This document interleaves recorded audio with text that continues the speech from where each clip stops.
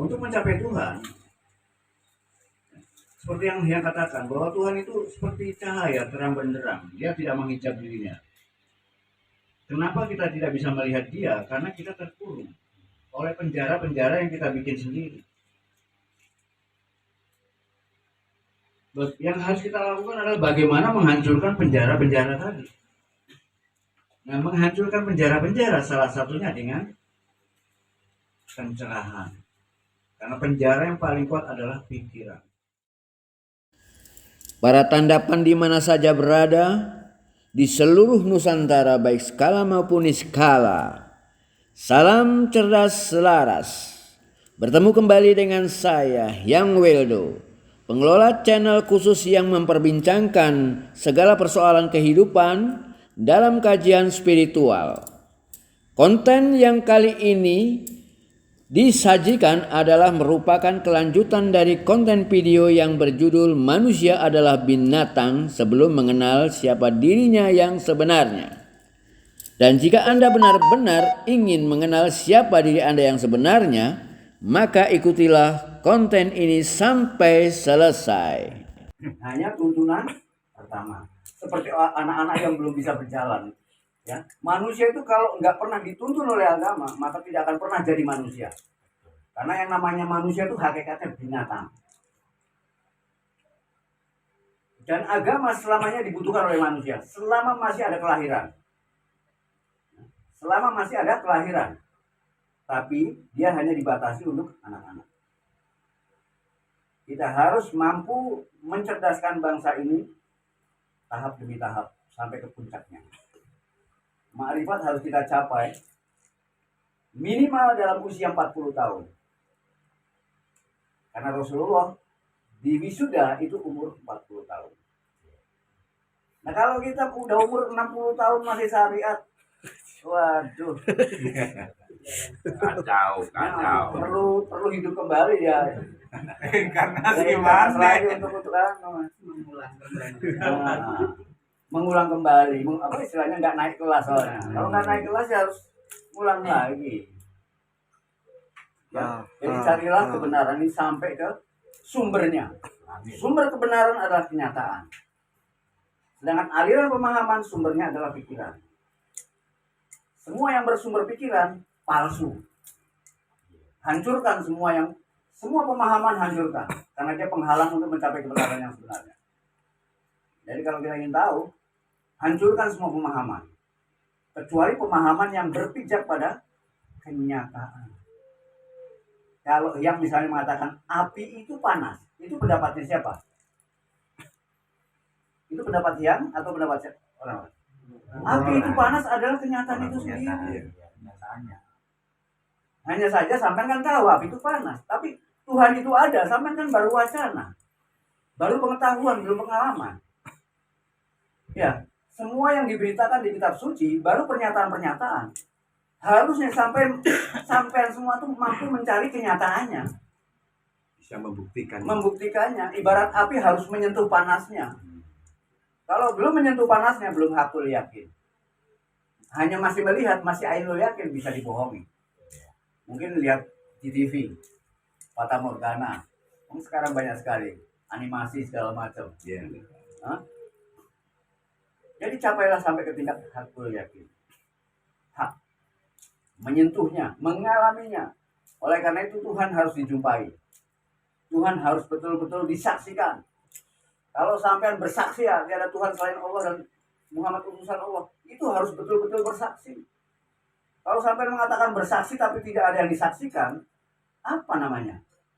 Kalau sampean telepon tapi tidak ada yang ditelepon, apa namanya? Kalau sampean sembahyang tapi nggak tahu siapa yang disembah, apa namanya? Ayo, ini kalau undang Hyang ya seperti ini nih, karena gelarnya Hyang tuh Grand Master Destroyer, penghancur. Hancurkan. Kalau ingin merdeka, hancurkan semua keterikatan, termasuk keyakinan-keyakinan yang dangkal. Ya, keyakinan-keyakinan yang dangkal, keyakinan-keyakinan yang dibangun di masa kanak-kanak. Ya, bayangkan, seekor anak gajah ketika dia masih kecil diikat di pohon yang mungkin pohon ini cukup kuat mengikat anak gajah. Ya kan? Seiring waktu gajah ini besar. Tapi sebelumnya gajah ini sudah berusaha untuk melepaskan diri dari ikatan. Mungkin ratusan kali dia membuktikan bahwa ikatannya kuat. Akhirnya muncul keyakinan bahwa saya tidak akan mungkin bisa melepaskan dari ikatan ini. Seiring waktu gajah ini besar. Bahkan mungkin badannya lebih besar dari pohonnya. Andai kata dia bisa lari, pohonnya bisa tumbang. Tapi keyakinan dari kecil yang terbangun membuat dia tidak mau berupaya. Terbungkung. Nah ini keyakinan manusia kebanyakan di tingkat syariat seperti ini. Kapan gajah ini akan sadar siapa dirinya? Dia baru sadar kalau ada bahaya. Kalau ada bahaya, mungkin hidupnya terancam, entah itu terancam dengan bencana alam atau terancam dengan binatang lain yang lebih besar. Kemungkinan dia akan melawan atau lari, dan ketika lari mungkin pohon itu akan tercerabut. Baru dia menyadari, oh ternyata Aku kuat. aku lebih kuat dari pohon. Pengetahuanku yang pertama adalah salah. Di sana mulai tumbuh. Nah, disinilah seharusnya kita memahami siapa jati diri kita yang sebenarnya. Jangan terkungkung oleh keyakinan-keyakinan yang dangkal. Ya. Manusia itu boleh dibilang anak Tuhan. Yang lahir ke bumi ini dipiara sama ibu setan. Ya, anak Tuhan yang dipelihara oleh ibu setan. Anak langit yang dipelihara oleh ibu bumi. Ya. Atau anak kambing yang dipelihara atau anak singa yang dipelihara oleh ibu kambing. Anak singa dipelihara oleh ibu kambing, jadi kambing nggak? Jadi kambing. Jadi kambing dia, tiap hari mengembe dia. Dia nggak tahu siapa dirinya. Bagaimana caranya dia mengetahui? Ya harus ada bahaya. Bahaya yang mengancam dirinya mungkin membuat dia ketakutan karena dia dari kecil sudah dididik jadi kambing. Kamu kalau melihat singa, kamu harus lari. Dia berbahaya, percuma. Kan dididik kambing kan gitu. Tapi ketika ada bahaya besar yang mengancam ibunya, membuat anak singa yang jadi anak kambing ini akan muncul kemarahan yang luar biasa. Dan ketika marah maka dia akan munculkan auman. Dan ketika mengaum dia akan heran, loh kok suaraku beda. Jadi kemarahan inilah yang ketika kita mengalami tergencet, tertekan dan lain sebagainya, muncul kemarahan. Di sana jati diri muncul. Jati diri muncul. Nah, kalau sampean tahu film Mahakali pun juga mengetahui jati dirinya karena kemarahan. Sakti jiwa. Iya. Jadi kembali ke habitatnya ya. Iya. Kayak tak oke kan ya. Ya seharusnya demikian. Terus ada pertanyaan apa lagi tadi? Kanuragan. Kanuragan. Nah ini. Piye gitu. Kanuragan ya. Kanuragan itu hanya berkaitan tentang keamanan hidup. Kanuragan nggak jauh beda dengan politik. Ya. Nggak jauh dengan politik. Bagaimana caranya menjaga dirinya. Ya. Kalau secara personal mungkin dengan kanuragan, secara sosial, secara nasional itu disebut politik. Itu juga bentuk kanuragan. Ya. Bagaimana melindungi diri. Ya. Itu sebagai wujud bagaimana menjaga diri dari serangan-serangan yang bersifat fisik. Sangat fisik. Karena kanuragan itu sangat fisik sekali. Dia bukan spiritual. Mungkin dia fisik, mungkin dia di atas fisik biasa ya. Ada sentuhan-sentuhan metafisiknya, sentuhan-sentuhan keyakinan. Nah, sentuhan-sentuhan keyakinan ini akan memacu. Sebagaimana tadi ya, anak singa yang jadi anak kambing ini butuh dibikin marah, butuh seolah-olah dia punya musuh besar yang harus dihadapi. Dia harus berani melawan musuh besar ini. Sekalipun pada akhirnya diberitahu bahwa musuh besarmu ada di dalam dirimu sendiri. Jadi kanuragan hanya sebatas itu saja. Pada tingkat spiritualitas kita malah nggak butuh itu. Keyakinan spiritualitas itu ya, yang perlu kita waspadai bukan di luar. Yang perlu diwaspadai adalah di dalam. Karena ya semua yang terjadi di luar dari dalam. Oleh karena itu yang harus kita waspadai adalah pikiran kita. Maka pengertian takwa bukan takut pada Tuhan. Takwa adalah mewaspadai diri kita sendiri. Itu yang disebut dengan waspada. Eling lan waspada. Eling pada tujuan, waspada pada perjalanan. Jadi perjalanan kita ini harus kita nikmati, tapi juga harus kita waspadai. Eling itu arahnya ke tujuan. Waspada itu bagaimana menikmati perjalanan sebelum mencapai tujuan. Cuma dalam perjalanan, kadang-kadang kalau kita kurang waspada, kita kecantol dengan hal-hal yang menyenangkan sesaat, akhirnya nggak sampai tujuan. Nah, makanya eling lan waspada itu di sana, iman dan takwa itu di sana. Ya. Waspada. Yang harus kita waspadai adalah pikiran kita sendiri. Karena semua yang terjadi di luar dari dalam. Jadi untuk mengendalikan yang di luar, kendalikanlah diri kita sendiri. Jadi nggak kalau sampai tahu bahwa tempat yang paling angker pikiran kita sendiri. Tidak ada lagi pikiran kita yang tempat angker. Bagaimana caranya menundukkan pikiran kita? Bagaimana caranya mengendalikan pikiran kita? Pikiran kita ini yang saktinya luar biasa. Saking saktinya dia mampu menciptakan kesaktian yang lain. Dan kita terpenjara oleh kesaktian yang dia ciptakan. Dan itu yang disebut manusia. Karena manusia sebetulnya adalah budak dari pikirannya sendiri. Oleh karena itu kita dianjurkan untuk carilah dirimu yang sebenarnya. Karena dirimu yang kamu ketahui saat ini adalah budak.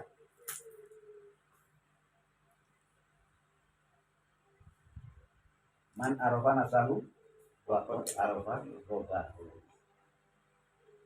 Karena yang bisa berkenalan dengan Tuhan hanya dirimu yang sebenarnya, bukan dirimu yang saat ini. Kalau kamu belum kenal dirimu, kamu tidak akan pernah kenal Tuhan.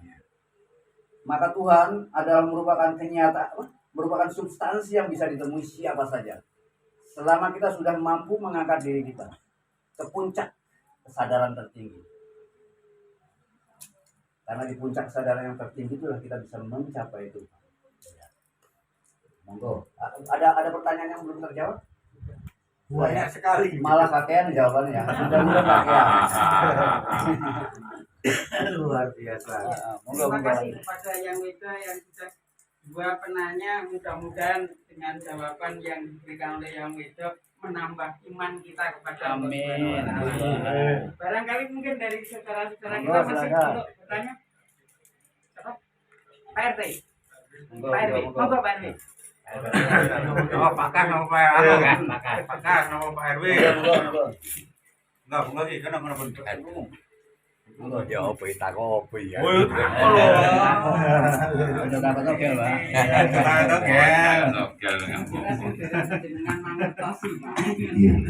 Assalamualaikum warahmatullahi wabarakatuh. Baik yang beda, saya tertarik sekali memang apa yang dengan katakan dari awal sampai belum selesai ini, tapi saya sangat tertarik. Artinya begini, memang semua itu perlu pembuktian. Untuk membuktikan apa yang katakan tadi jati diri itu bagaimana caranya? Yang pertama itu ya. Yang kedua, bahwasanya di dunia ini kan banyak macam ras, ya, banyak macam ras, bangsa, ya. Manusia, dan manusia itu juga beda-beda. Ada Cina, ada Belanda, ada Inggris, Amerika, mungkin gitu ya. Jadi saya tertarik dengan adanya satu serial film yang mana bahwasanya pernah yang mengikuti kayak gitu ya. sehingga dalam hal ini perjalanan sampai mungkin sampai ke langit 7 ya. Jadi apalagi adanya Nyi Roro Kidul kan gitu. Ya. Nah, yang menjadi pertanyaan saya, manusia atau bangsa manakah yang pertama kali atau yang tertua di dunia ini? Mungkin itu yang tertua. Makasih ya. Karena itu pelajaran anak-anak kita nantinya. Makasih. Akhirnya assalamualaikum warahmatullahi wabarakatuh. Waalaikumsalam warahmatullahi wabarakatuh.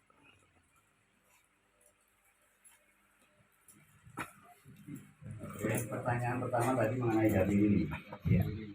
Bagaimana membuktikan jati diri?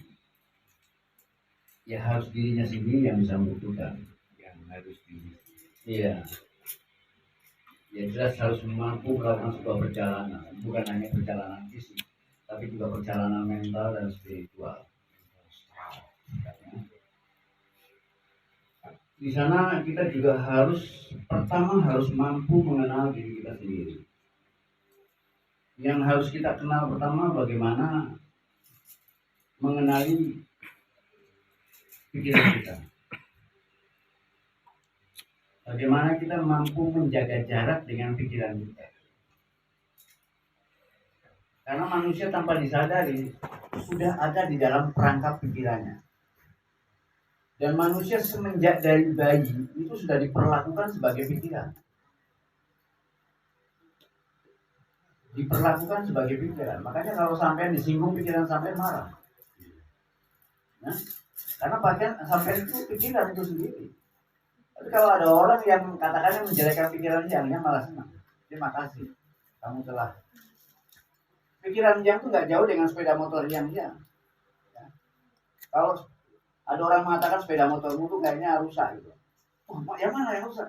Tunjukin dong. Nah, seneng kan? Sehingga dia nggak akan tersesat, tidak akan celaka gara-gara sepeda motor yang rusak. Nah, kalau kita dikatakan pikiranmu salah, marah kita.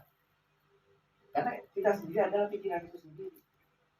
Coba belajar untuk bisa membedakan bahwa aku ini bukan pikiran. Dan pikiran bukan aku.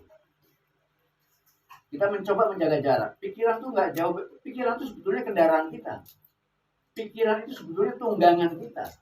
Pikiran itu sebetulnya kesaktian kita. Tapi kita yang malah ditunggangi oleh pikiran kita. Bukan kita yang seharusnya menunggangi pikiran kita. Untuk menunggangi pikiran, untuk menjadi penunggang, otomatis kita harus mengenal dengan baik tunggangan kita. Kalau sampai ingin nyetir mobil, otomatis sampai harus kenal baik dengan mobilnya. Dengan segala sifat dan karakternya. Bagaimana cara mengendalikannya. Kemungkinan akan celaka, tapi itu pengalaman, tidak apa-apa, nggak usah takut.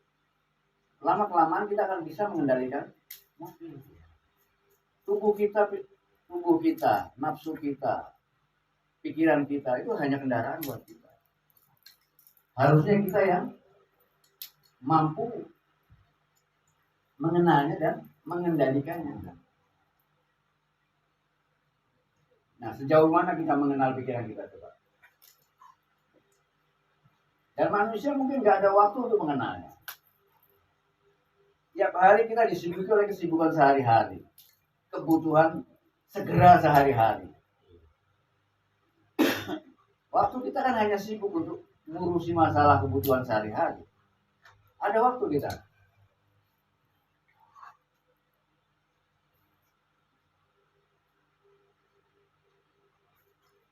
Kalau agama menganjurkan 5 kali sehari itu kan untuk melakukan meditasi, mencoba untuk berdiri sendiri, berdiri sebagai dirimu secara vertikal di hadapan Tuhan, lepas dari semua kesibukan duniawi. 5 kali sehari, dan di waktu malam kita punya waktu juga, dan kita nggak pernah, mungkin jarang orang yang mampu melakukan seperti ini. Orang-orang yang masih bersenang-senang dalam hidupnya ini katakan orang-orang yang masih asik dengan mimpinya. Dan orang yang lagi masih asik dengan mimpinya akan sulit diingatkan. Orang lagi mimpi enak, masa mau dibangunkan? Marah. Iya. Marah kan? Iya. Guru-guru spiritualis itu gak berani bangunkan orang tidur. Sama dengan mengganggunya. Kita nunggu orang itu sampai mimpi buruk. Sampai mimpinya teriak-teriak baru kita bangunkan dulu. Tidur ya. Nah, kalau tiap hari mimpi buruk terus, artinya kehidupannya sudah ada di ujung batas yang tidak jelas. Kayak orang sekarat, mati enggak, hidup enggak. Nah, disinilah orang yang semacam ini yang berarti butuh guru. Tapi kalau belum pasrah, guru tidak akan pernah datang. Orang sekarat itu tandanya belum pasrah. Kalau kehidupannya belum jelas, mati enggak, hidup enggak, ya.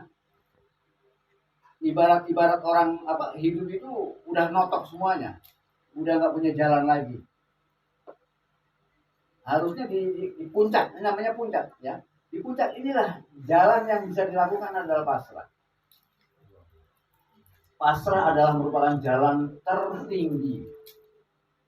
Dan jalan ini sudah lepas dari agama. Tidak lagi terkait dengan agama. Kalau sebelum pasrah, semuanya masih pakai agama. Ketika sampean berdoa, masih pakai agama. Ketika sembahyang, pakai agama. Ketika berdoa, sampean berdoanya kan dengan bahasa agama masing-masing kan. Ketika sembahyang, pakai ritual agamanya masing-masing dan bahasanya masing-masing, ya kan? Ya. Tapi ketika pasrah, sampean nggak lagi menggunakan apa-apa. Tapi ketika sampean masih menggunakan apa-apa, berarti belum pasrah. Ya. Masih ada yang diandalkan. Jadi kalau gitu pasrah ya. Iya, pasrah adalah jalan yang tertinggi. Tapi untuk mencapai pasrah itu gak gampang. Karena yang disebut pasrah itu setelah gagal berkali-kali. Orang kalau belum pernah gagal berkali-kali, pasrahnya masih pasrah. Apa ya? Masing-masing ngambang ya. Gampang. Sama dengan maling yang dikejar lari-lari ya. Selama masih ada jalan mungkin dia lari-lari ya. Mungkin sampai ke jalan buntu dia wah udah pasrah. Ketika pasrah dia nyaman malah. Wis patenono aku tak popo. Hah? Ya. Tapi kalau masih ada jalan mungkin lari naik tembok ini. Dan sekalipun dia lari tapi di sini kan deg-degan itu. Tapi setelah pasrah selesai. Dan pada saat pasrah tangan Tuhan baru turun. Tangan Tuhan baru turun kalau kita pasrah. Kalau belum pasrah, tangan Tuhan tidak akan pernah turun. Kenapa? Kalau kita belum pasrah, tangan Tuhan nggak turun. Kenapa? Nanti begitu kita sukses lagi, kita bilang itu kan hasil keringat saya. Ini hasil keringat saya, hasil ketabahan saya. Wah, hilang pertolongan Tuhan. Hah? Makanya ditunggu pasrahnya, ditunggu sampai babak belur. Tunggu ikhlasnya ya. Nah, kepasrahan itu sampai 3 tingkat. Hancur dari kehidupan duniawi, kemudian hancur di kehidupan spiritual. Iya. Kita mungkin banyak mencari guru-guru tapi nggak pernah berhasil. Banyak melakukan tanpa berata mungkin banyak gagal. Sampai di sana pun muncul putus asa lagi. Jadi semua itu sudah yang lalami sebenarnya. Kalau yang bisa ngomong gini bukan dari baca buku. Kalau dari baca buku bisa lupa ya.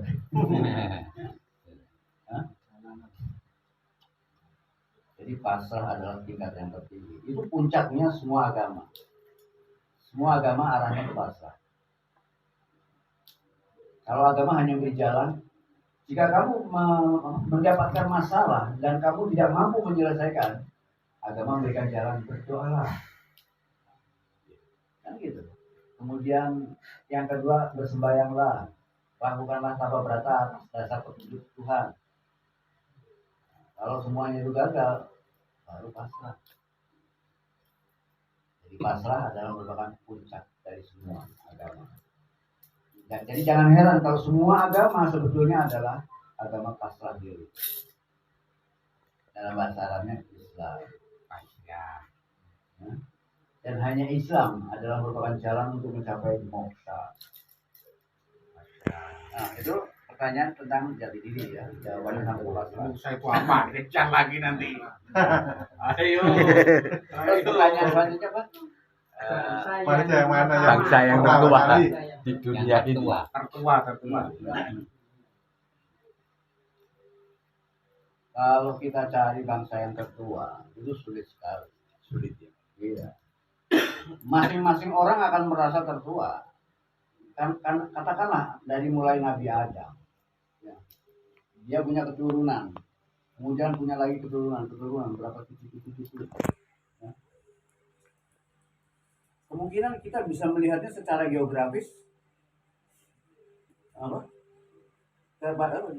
Di kehidupan di masa lalu secara geografis, mana daerah yang paling layak untuk dihidupi manusia di awal kehidupannya. Mungkin secara geografis Nusantara bisa dijadikan tempat yang mungkin layak untuk dihidupi manusia pertama. Seluruh kebutuhan manusia sudah bisa dipenuhi gitu kan. Sebelumnya bumi masih panas, masih belum bisa dihidupi oleh manusia.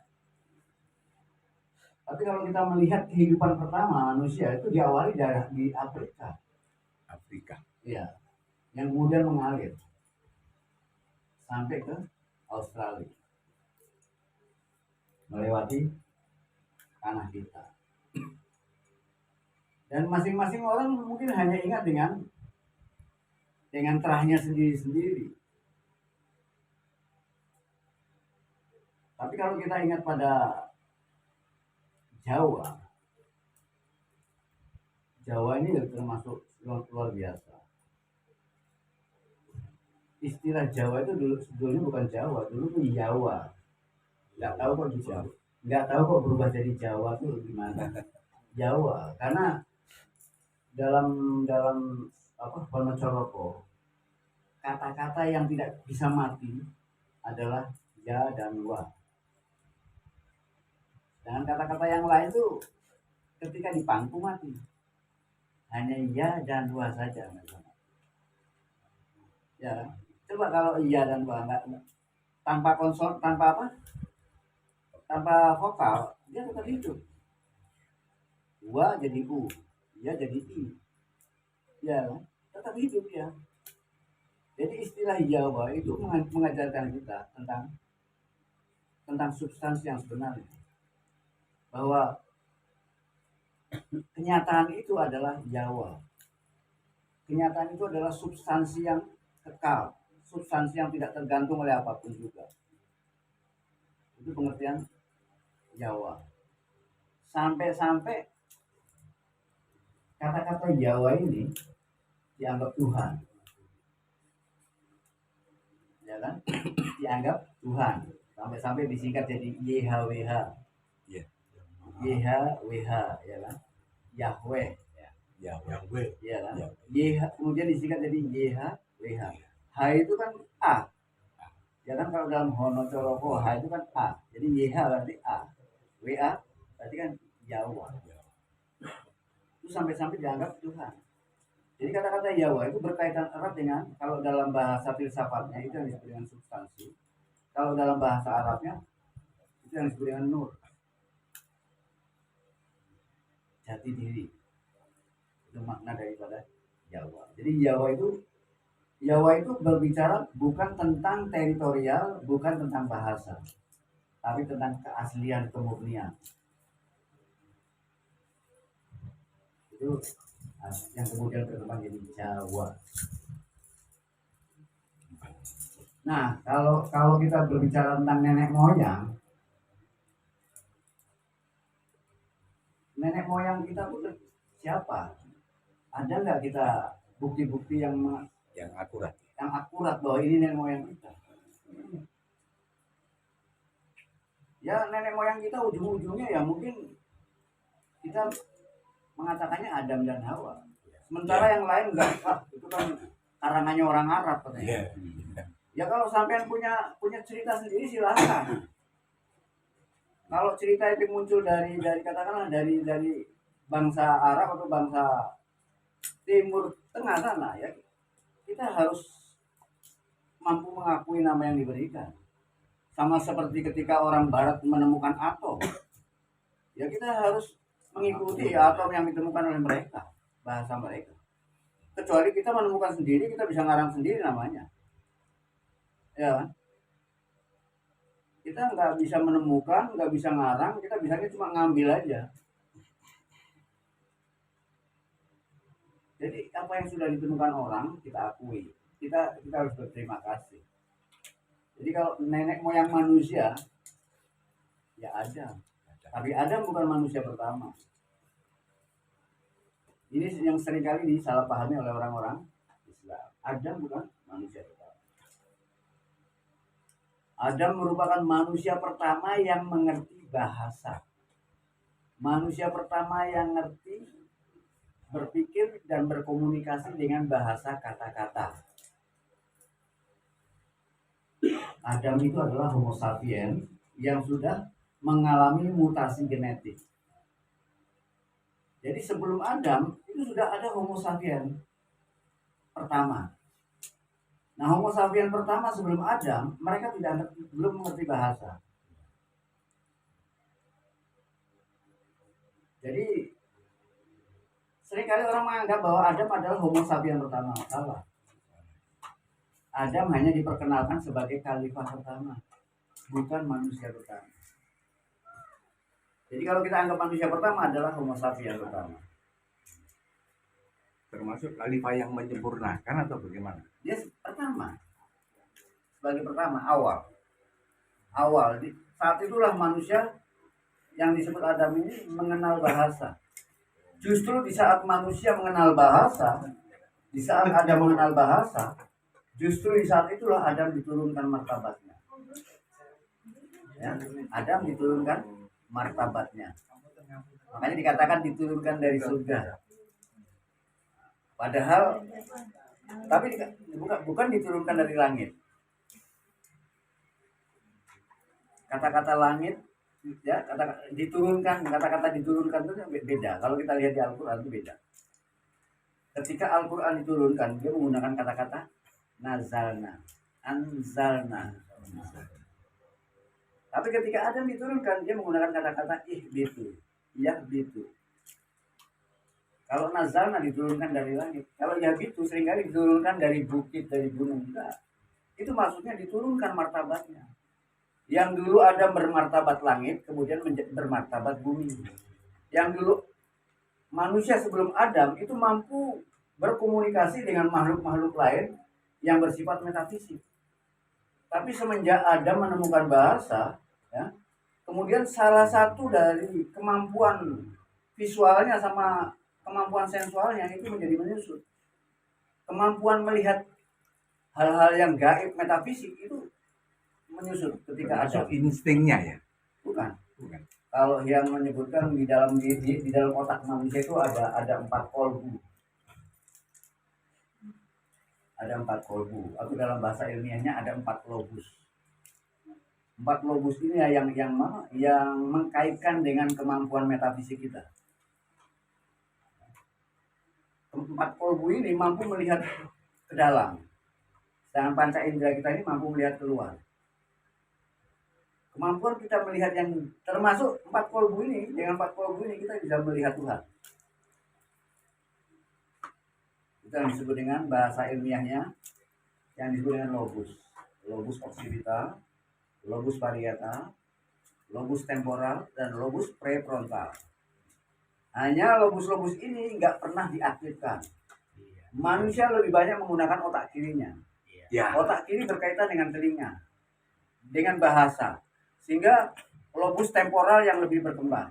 Ketika lobus temporal berkembang, kemudian dia lebih banyak berkaitan dengan bahasa, maka kemampuan temporal yang bersifat metafisik hilang. Kemudian kemampuan lainnya yang seperti occipital, melihat yang gaib, dan parietal, merasakan yang gaib, itu hilang, menyusut. Itu semenjak Adam. Sehingga hubungan kita dengan manusia langit, dengan makhluk langit, bukan berkurang, hilang sama sekali. Oleh karena itu, apa yang dulu menjadi kesalahan yang pernah dialami oleh Adam dan keturunannya, ini harus kita pelajari. Kita harus kembali lagi kepada bakat semula. Nah, kesalahan Adam ini yang oleh orang-orang Kristen disebut dengan dosa warisan.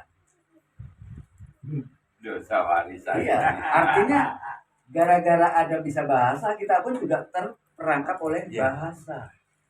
Kita tidak pernah kenal Tuhan kecuali namanya, kecuali kata-katanya. Dan setiap orang memahami kata berbeda-beda. Ya. Kita mungkin percaya dengan Allah yang sama, tapi dengan pengertian berbeda-beda setiap orang. Kita diperangkap oleh bahasa. Dan setiap bahasa yang kita temukan pasti dilatar belakangi oleh kontekstual yang berbeda, oleh sejarah yang berbeda, oleh konotasi yang berbeda. Sehingga kalau kita bicara tentang Tuhan, bisa bertengkar satu sama lain, sekalipun satu agama, jangankan dengan agama lain. Padahal mereka sama-sama nggak tahu. Ya kan? Nah, oleh karena itu capailah Tuhan sampai ke tingkat yang paling nyata. Tuhan seringkali menggambarkan dirinya sebagai cahaya di atas cahaya. Loh. Tapi Tuhan bukan cahaya, dia lebih dari cahaya. Cuma menggambarkan. Untuk melihat Tuhan kita nggak butuh cahaya lagi. Begitu terangnya dia. Ya, dia terang. Kalau sampai nggak bisa lihat kan yang salah siapa? Tuhan tidak pernah menghijab dirinya. Tuhan tidak bersembunyi. Tuhan tidak berada di dalam ruang tertentu sehingga sampai harus mengetuk pintunya. Andai kata sampai mengetuk pintu, itu bukan pintunya Tuhan, pintunya sampean. Pintu penjaranya sampean. Setiap manusia itu terperangkap dalam penjaranya masing-masing. Ketika sampai mengetuk pintu, seolah-olah pintu Tuhan yang sampai ketuk. Bukan. Tuhan nggak punya pintu. Tuhan tidak terperangkap. Kita yang terperangkap. Nah, makanya kita harus keluar.